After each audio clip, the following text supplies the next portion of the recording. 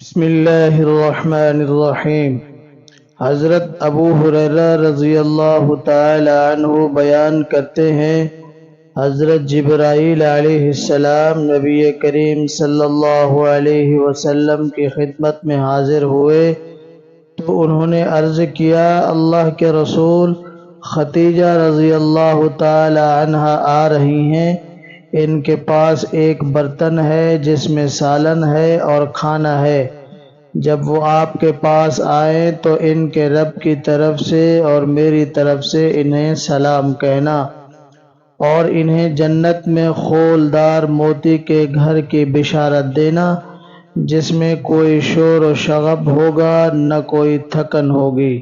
حضرت عائشہ رضی اللہ تعالی عنہا بیان کرتی ہیں، میں نے نبی کریم صلی اللہ علیہ وسلم کی کسی زوجہ محترمہ کے بارے میں اتنا رشک نہیں کیا جتنا ختیجہ رضی اللہ تعالی عنہا کے معاملے میں کیا۔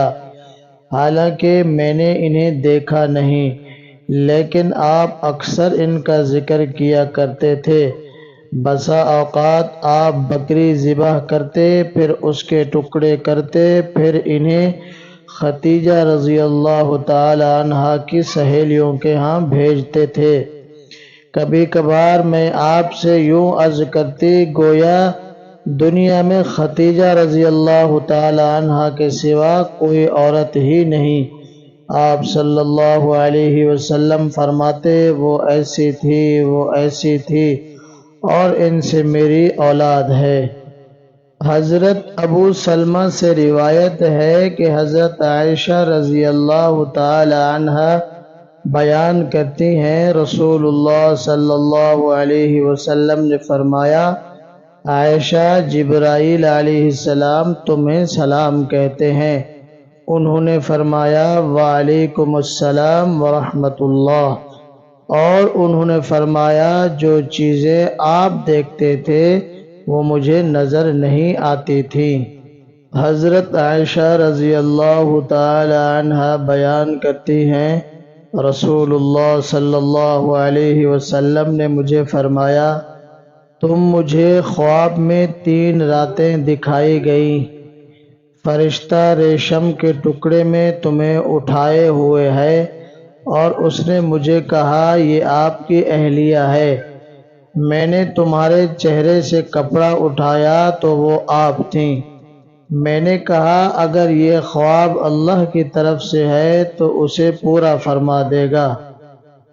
حضرت عائشہ رضی اللہ تعالی عنہا بیان کرتی ہیں کہ صحابہ کرام اپنے تحائف پیش کرنے کے لیے عائشہ رضی اللہ تعالی عنہا کی باری کا دن تلاش کیا کرتے تھے، اور اس کے ذریعے رسول اللہ صلی اللہ علیہ وسلم کی خوشی حاصل کرنا چاہتے تھے۔ اور انہوں نے کہا، رسول اللہ صلی اللہ علیہ وسلم کے ازواج مطہرات کے 2 گروہ تھے۔ ایک گروہ میں حضرت عائشہ، حفصہ، صفیہ اور سودہ رضی اللہ تعالی عنہ تھی، جبکہ دوسرے گروہ میں ام سلمہ اور رسول اللہ صلی اللہ علیہ وسلم کی باقی ازواج مطہرات تھیں۔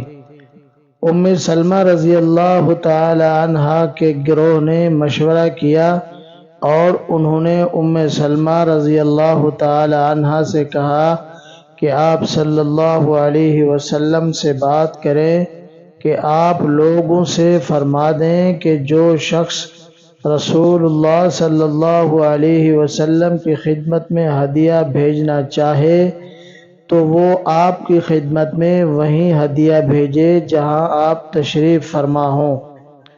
انہوں نے ام سلمہ رضی اللہ تعالی عنہا نے آپ سے بات کی تو آپ صلی اللہ علیہ وسلم نے انہیں فرمایا، مجھے عائشہ رضی اللہ تعالی عنہا کے بارے میں تکلیف نہ پہنچاؤ، کیونکہ عائشہ کے علاوہ کسی زوجہ محترمہ کے کپڑے میں مجھ پر وحی نہیں آتی۔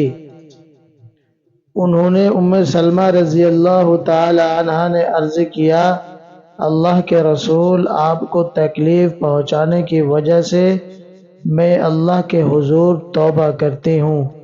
پھر انہوں نے فاطمہ رضی اللہ تعالی عنہ کو بلایا اور انہیں رسول اللہ صلی اللہ علیہ وسلم کی طرف سے بھیجا۔